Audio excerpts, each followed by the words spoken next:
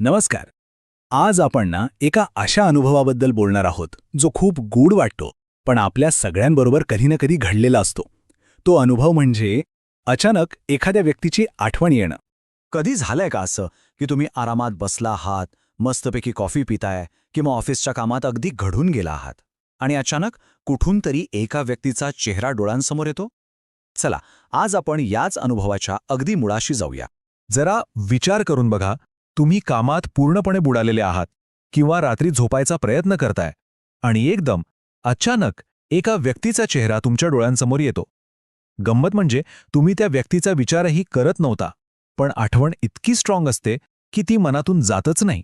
आणि मग काय, आपल्या मनात लगेच शंका सुरू होतात की फक्त मलाच असं वाटतंय का, हे सगळं एकतर्फी तर नाहीये ना. पण थांबा, जरा थांबा, कारण हे तुमच्या दोघांमधल्या एका खोल न दिसणाऱ्या नात्याचं लक्षण असू शकतं. बरं, मग आता सायकॉलॉजी म्हणजे मानसशास्त्र याबद्दल काय म्हणतं ते बघूया. कारण हा निव्वळ योगायोग नाहीये, यामागे खूप इंटरेस्टिंग कारण असू शकतं. हो, तुम्ही बरोबर ऐकलंय. मानसशास्त्रातल्या काही स्टडीजनुसार जर तुम्हाला एखाद्याची आठवण खूप जास्त म्हणजे अगदी तीव्रतेने येत असेल तर 80% शक्यता ही असते की ती व्यक्तीसुद्धा अगदी त्याच क्षणी तुमचाच विचार करत असते. पण हे शक्य कसं आहे, नाही का? म्हणजे दोन मनं इतकी लांब असूनही एकमेकांशी कशी काय जोडली जातात? यामागे काही सायंटिफिक कारण आहे का? चला शोधून काढूया. काही लोक याला टेलिपॅथी म्हणतात, तर काही जण याची तुलना थेट क्वांटम फिजिक्समधल्या एन्टँगलमेंटशी करतात. म्हणजे कसं की दोन कण कितीही लांब असले तरी एकमेकांशी कनेक्टेड राहतात. अर्थात ही फक्त एक उपमा आहे बरं का. पण यावरून एक गोष्ट नक्की कळते की माणसांमधली जी खोल नाती असतात ना, ती कदाचित अशा काही वेगळ्याच पातळीवर काम करतात जी आपल्याला अजून पूर्णपणे समजलेली नाही आहेत. प्रसिद्ध सायकोलॉजिस्ट कार्ल युंग यांनी यासाठी एक भारी शब्द वापरलाय, सिंक्रोनिसिटी.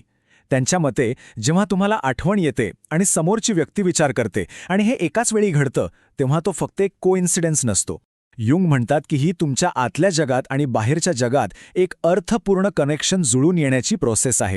आता या मोठ्या मोठ्या ग्लोबल थिअरीजमधून आपण आपल्या भारतीय संस्कृतीतल्या एका खूप ओळखीच्या आणि खरं तर गोड समजुतीकडे येऊया. हे किती इंटरेस्टिंग आहे बघा. एका बाजूला आहे कार्ल युंग यांची सिंक्रोनिसिटी, जी एक कॉम्प्लेक्स सायकोलॉजिकल थिअरी आहे, आणि दुसऱ्या बाजूला आहे उचकी लागल्यावरची आपली साधी सरळ समजूत. दोन्ही गोष्टी शेवटी एकाच दिशेने बोट दाखवतात की आपल्याला न दिसणारे काहीतरी धागे आहेत जे आपल्याला एकमेकांशी जोडून ठेवतात. ओके, ठीक आहे, हे सगळं तर कळलं. पण मग पुढच्या वेळी जेव्हा अशी अचानक तीव्रतेने कोणाची आठवण येईल तेव्हा आपण नक्की काय करायचं? तर पुढच्या वेळी मनात शंका किंवा इगो यापैकी कशालाही स्वतःला थांबू देऊ नका. आपल्या आतल्या आवाजावर, आपल्या इंट्युशनवर विश्वास ठेवा. एक साधासा मेसेज फक्त समोरच्याचा दिवस चांगला नाही करत, तर तुम्हाला जे ते स्पेशल कनेक्शन जाणवताय ना, ते सिद्धसुद्धा करू शकतो. विश्वास बसत नसेल ना, तर ही मॅजिक टेस्ट एकदा नक्की करून बघा. आणि तुम्हाला आश्चर्य वाटेल, पण अनेकदा समोरून रिप्लाय काय येतो माहितीये? अरे वाह, काय कोइन्सिडन्स आहे, मी आत्ताच तुझा विचार करत होतो. मग बसेल की नाही या अदृश्य कनेक्शनवर विश्वास? चला तर मग या सगळ्या चर्चेचा शेवट एका खूप सुंदर विचाराने करूया. हे वाक्य किती खरं आहे नाही का? की माणसांची मनं वायफाय सारखी असतात. ती आपल्याला दिसत नाहीत, पण ती कनेक्टेड मात्र नक्की असतात.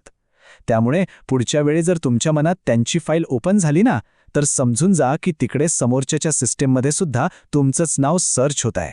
तर मग आता सांगा बघू, हे सगळं ऐकताना तुमच्या मनात कोणी आलंय का? जर उत्तर हो असेल तर आता काय करायचं हे तुम्हाला चांगलंच माहिती आहे.